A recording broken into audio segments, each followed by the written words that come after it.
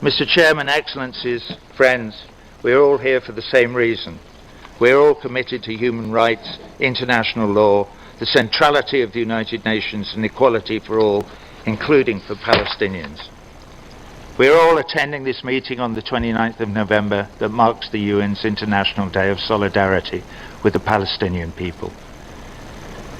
But it seems to me our commemoration of this day is not enough. So, what else to do?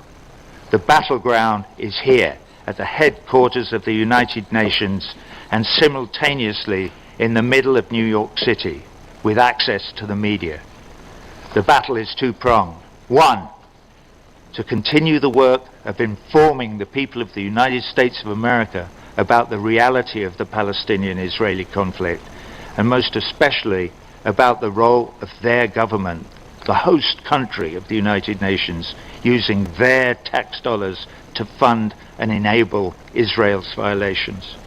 Two, just as importantly, we must address finally serious reform of the UN.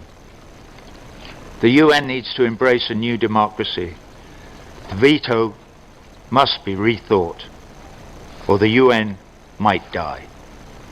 The use of the veto as a strategic political tool by one or other of the permanent members of the Security Council has become outmoded. The system is too open to abuse. The blanket protection afforded to Israel by the United States' use of the veto is but one example of such abuse.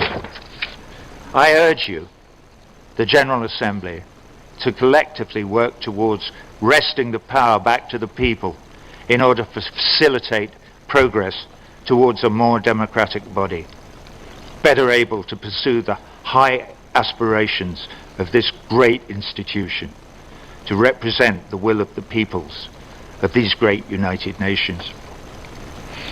You, the General Assembly, represent the largest, most democratic component of the United Nations. The United States and China and France and Russia and the UK have no veto here. What is needed is political will. You can make decisions and take actions that the Security Council cannot or will not. The United Nations Charter begins with the words, "We, the peoples of these United Nations," not "we, the governments." I urge you, on behalf of the people of your countries, on the behalf of the people of all countries, in fact on behalf of all the peoples of this, our shared earth, to act. Seize this historic moment and support the vote today for Palestinian enhanced observer statehood status as a step towards full membership. Thank you.